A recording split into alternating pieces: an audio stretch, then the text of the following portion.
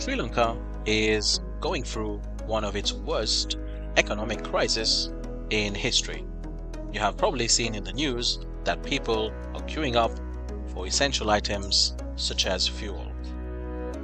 Now, one question that is on everybody's mind, or several questions, are: what are the main causes of the current Sri Lankan economic crisis?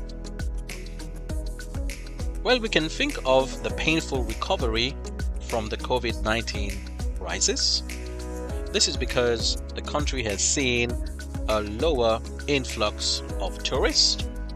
Therefore, this has affected the country's foreign currency reserves, which has gone down significantly. The fall in foreign currency and therefore foreign currency reserves meant that the government had to take some drastic measures, one of them being the banning of imports of some essential items such as fertilizers used in crop cultivation. This was not a popular measure among Sri Lankan farmers because banning of fertilizers led to lower crop yields.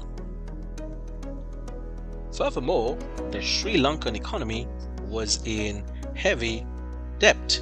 At one point, the foreign debt stood at a staggering $51 billion.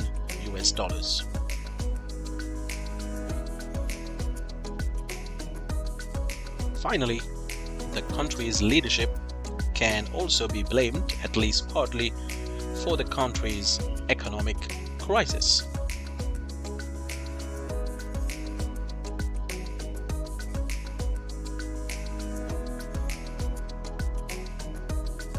My name is Shakti Ramtahal. Hit the like and subscribe button for more videos on accounting and finance.